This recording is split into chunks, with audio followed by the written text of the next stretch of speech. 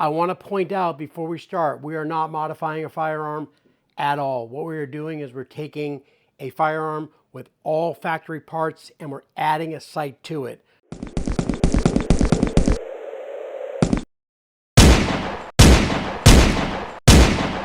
This is the second video we're going to do on the Smith Wesson CSX E-Series.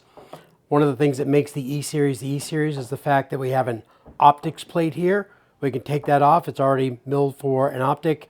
And we have our little Holosun 520 K. We have the firearm disassembled already. The manual, by the way, shows doing this with the slide on the gun, but we have to drift this rear sight out, and I don't want to do that with the slide on the gun. So let's see. The manual calls for 5/64 hex wrench for the optic plate. It's also the same size for the rear sight. They don't actually tell you to unscrew the rear sight before drifting it out, which I think is an oversight in the manual, but we're going to go ahead and do that.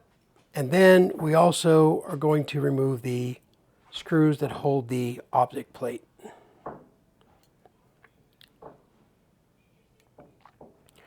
Now, this is kind of interesting about this particular gun is that, unless I'm mistaken, and we're going to see it here in just a second together, but it seems that when you mount an optic, oh, look at that. I didn't even have to drift it out.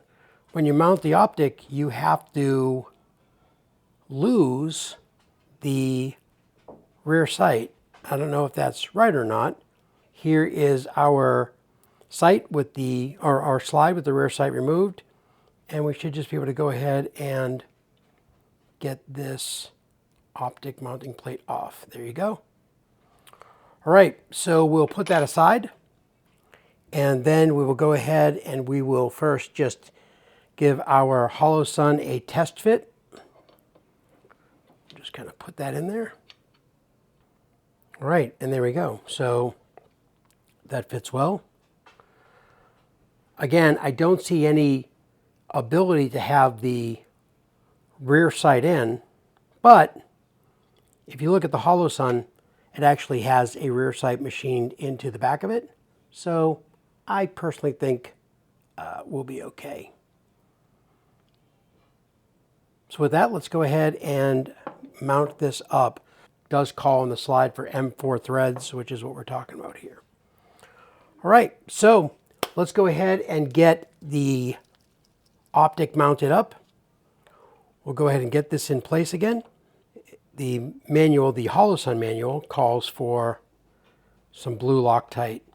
Now you may notice that the factory threads come with a blue adhesive on there, but that is not Loctite. That is something else that, quite honestly, I don't remember at the moment, but I know it's not Loctite. So we'll put some Loctite on there, and then we'll go ahead and we'll set that in there. We'll grab our next screw, and we'll put a little Loctite on there as well. Now, in order to tighten it, I have my fix-it sticks. These are great if you haven't used them. These give you inch-pounds and a nice little torque wrench. So first we'll go ahead and just snug these down.